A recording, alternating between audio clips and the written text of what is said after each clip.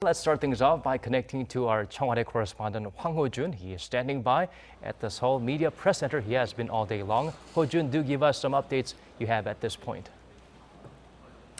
Well, Daniel, we just received the latest poll reports from Pyeongyang just about an hour ago. What we hear is that President Moon Jae-in and the North Korean leader Kim Jong-un held a summit meeting that went for about 2 hours, starting at 3:45 p.m.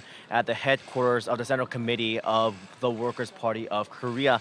The director of South Korea's National Intelligence Service, Suh Hoon, and President Moon's top security advisor, Chung Eui-yong, were also in attendance. On the North Korean side, there was a leader, Kim Jong-un's younger sister, Kim Yo-jong, and Kim Yong-chol, the director of North Korea's United Front Department. It was the first meeting of at least two, which are set to take place in the next 2 days.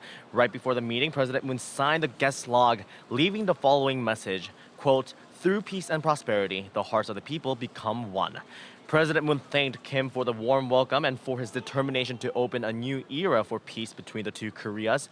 Kim Jong-un expressed his gratitude and for President Moon's tireless efforts to improve both inter-Korean and Pyongyang-Washington relations. The outcome of the talks are yet to be released.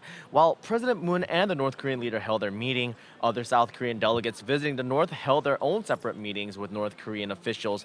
There was a mishap, however. 3 of the South Korean political leaders who are part of the delegation missed their planned meeting with the vice chairman of North Korea's Supreme People's Assembly, An Dong-chun. He had to wait for nearly an hour until he canceled the meeting.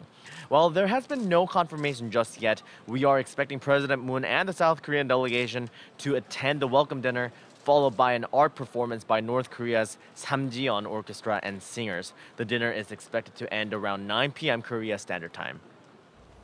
Now, Hojun, we did see some live feeds today after President Moon's departure from Seoul Air Base. What has been the reaction at the press center, especially with the additional footage coming in, not as exciting as the ones we've got from the first summit between the two leaders? Well, this being the second time the reporters have watched the live encounter between President Moon Jae-in and the North Korean leader, you're right. The reaction here at the Seoul Press Center was a bit more subdued than it was in April, but that doesn't mean that all eyes were glued to the screen that you can see right behind me. Probably one of the most striking moments and images that we have seen so far was the two leaders motorcade from the airport to Baekwawon State Guest House, the same venue where former presidents Kim Dae-jung and Roh Moo-hyun both stayed when they visited Pyongyang in the year 2000 and 2007, respectively. Watching literally thousands of North Korean citizens lining up on the sides of the streets waving flowers and shouting 조국 통일, which means homeland unification in Korean, as President Moon Jae-in and his North Korean counterpart rode in an open-topped Mercedes through Pyongyang, the jaws of many reporters here at the press center fell to the floor.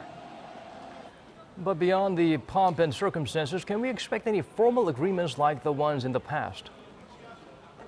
Well, that is still unclear. I'm not really sure if you remember, but the presidential chief of staff, Im Jong-seok, said yesterday that if all things go smoothly, we can expect the two leaders to give a joint press conference, explain the results of their talks.